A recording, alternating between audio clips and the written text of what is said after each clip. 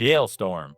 Born Josephine Owaisa Cottle on April 5, 1922, in Bloomington, Texas, became one of early television's brightest stars as Margie Albright on My Little Margie.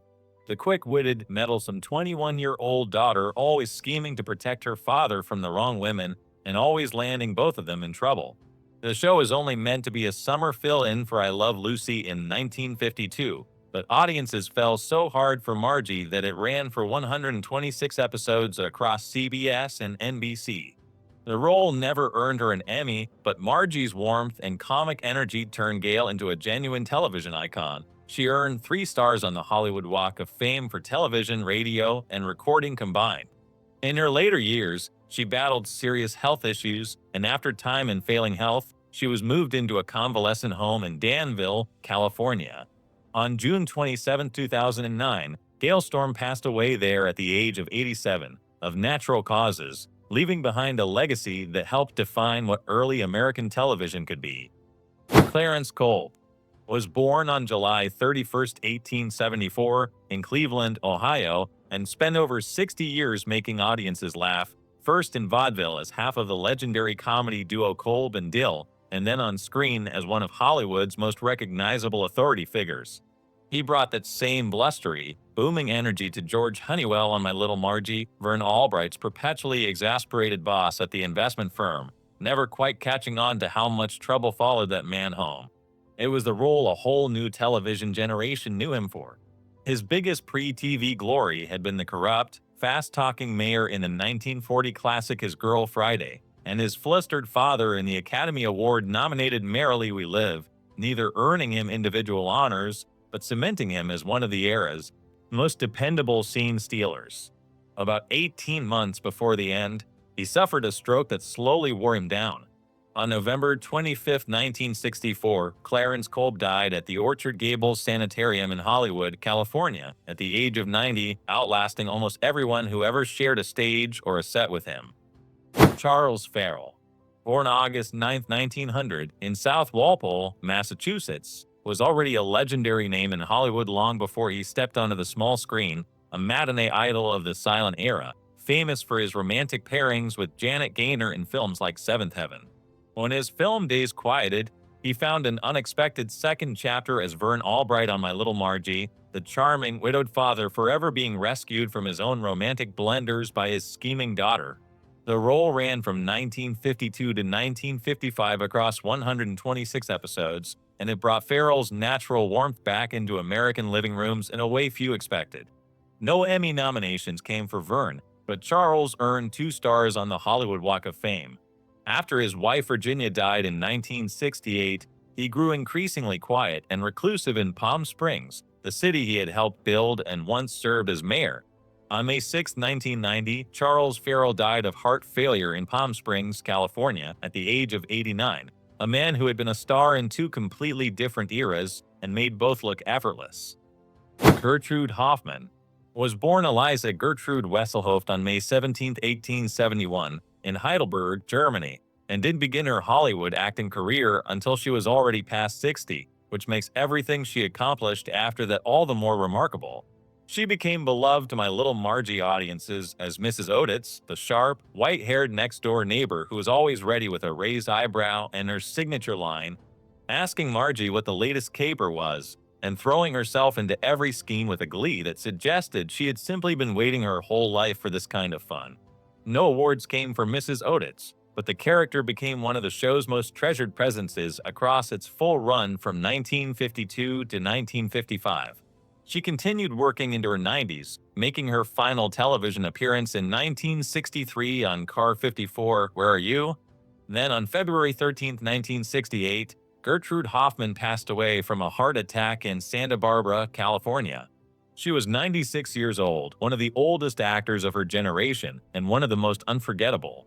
Alan Hayden was born on September 12, 1926, in Los Angeles, California, the son of veteran character actor Harry Hayden, which means he practically grew up with the craft already in his blood.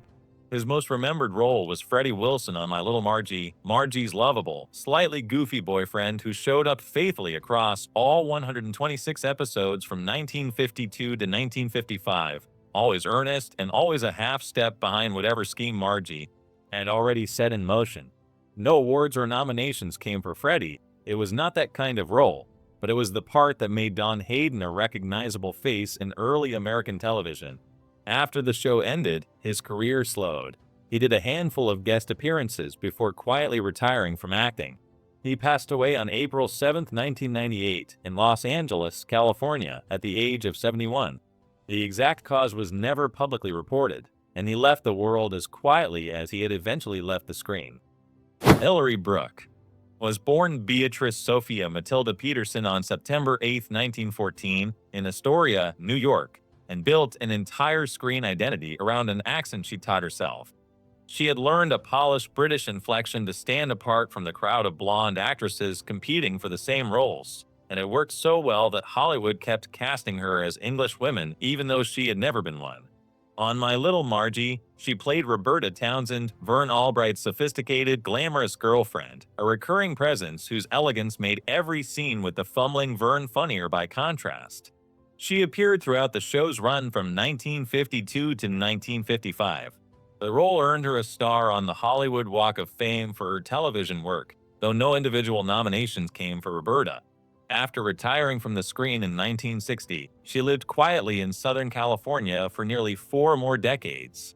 On May 25, 1999, Hilary Brooke passed away at a hospital in Bonsall, California, from a blood clot in her lung. She was 84 years old. Her ashes were scattered at sea. Willie Best was born on May 27, 1913, in Sunflower, Mississippi, and arrived in Hollywood as a chauffeur for a vacationing couple, then decided to stay. A talent scout spotted him on stage, and before long he had appeared in over 120 films alongside some of the era's biggest names, with Bob Hope once calling him, plainly, the best actor he knew. Despite that praise, the industry kept him locked in stereotyped servant roles that civil rights advocates would later condemn. It was on My Little Margie that he found his most human TV presence, playing Charlie the elevator operator, Margie's loyal, good-humored building confidant who kept her secrets and showed up faithfully across dozens of episodes from 1952 to 1955. No awards ever came for Charlie or for any role Willie played, and a drug arrest in 1951 had effectively ended his film career before the show even began. By the late 1950s, work had dried up entirely and he withdrew from public life.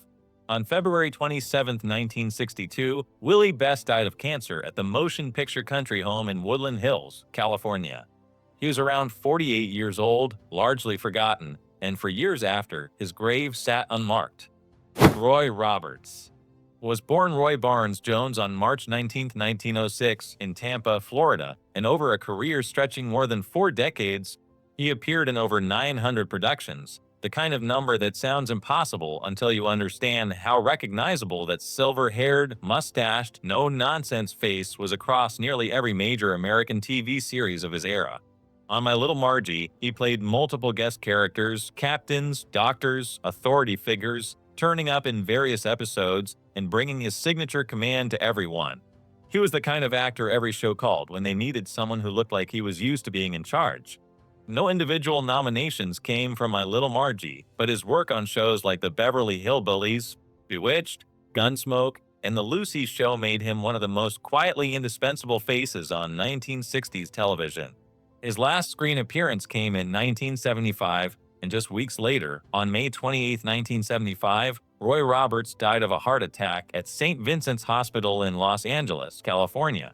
He was 69 years old.